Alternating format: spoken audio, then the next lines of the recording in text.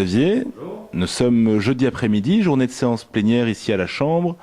Nous allons parler aujourd'hui de la question de la sécurité dans nos aéroports et plus particulièrement des scanners corporels, question qui fait débat depuis déjà un petit temps, depuis en fait l'attentat manqué du 25 décembre.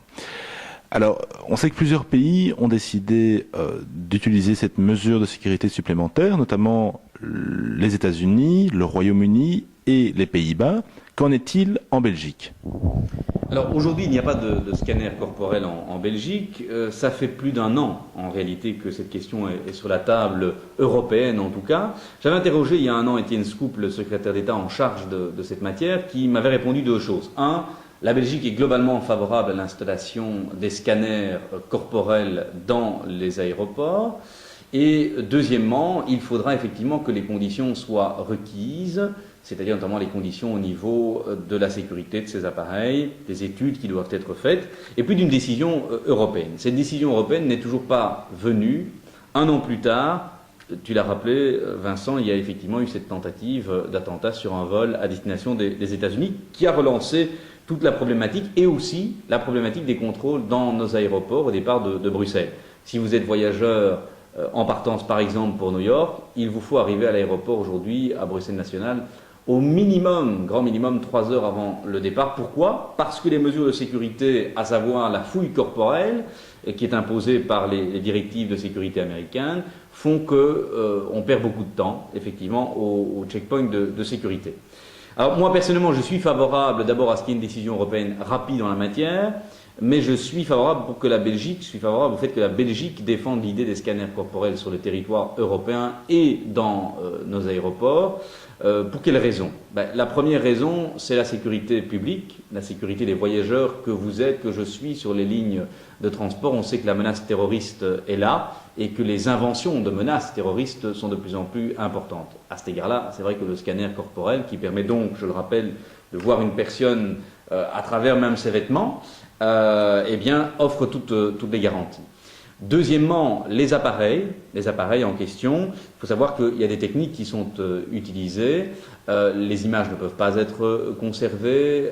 Il y a un système de visionnage particulier qui fait aussi que, je dirais, l'intimité, en quelque sorte, de l'individu est respectée.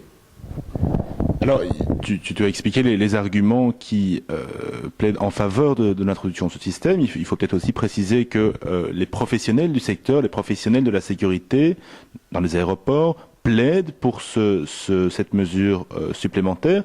Maintenant, il faut aussi préciser que certaines personnes sont contre. Est-ce que tu peux nous expliquer brièvement les réponses qu'on peut apporter aux questions de ces personnes? Alors, tu l'as dit, effectivement, Vincent, les responsables de la sécurité dans les aéroports sont globalement favorables à cette mesure. Pourquoi? Je l'ai dit d'abord parce qu'elle présente la garantie de sécurité publique et aussi et surtout parce que ça fait gagner énormément de temps aux voyageurs, à tous les voyageurs, puisque le passage dure à peu près 30 secondes. Il faut 30 secondes plus ou moins pour contrôler, 30 secondes à une minute pour contrôler une personne à travers le scanner corporel. Alors que la fouille corporelle, elle, bien évidemment, prend beaucoup plus de temps. Alors, les arguments contre, il y en a principalement, il y a un grand argument qui revient systématiquement sur la table, c'est le respect de la vie privée. Alors, je voudrais que, par rapport à ça, comme c'est le cas aux États-Unis et aux Pays-Bas, pour les aéroports qui ont installé ces machines, la vie privée est respectée dans la mesure où, et je pense qu'on doit le prévoir dans notre réglementation, le voyageur a toujours le droit de refuser le passage par le scanner corporel. Quel que soit le motif à la limite, dans ce cas-là, il devra se soumettre, comme c'est le cas aujourd'hui, à la fouille corporelle.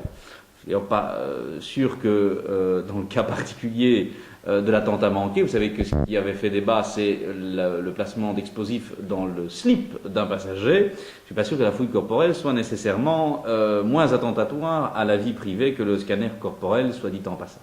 Voilà, mais c'est principalement cet argument-là. Il y a un argument sur la santé, en disant attention, risque d'atteinte à la santé, principe de précaution. C'est vrai que c'est un argument qu'on entend à l'égard de tous les appareils aujourd'hui, que ce soit par exemple le GSM, mais l'argument principal, c'est le respect de la vie privée. Je pense qu'il ne tient pas.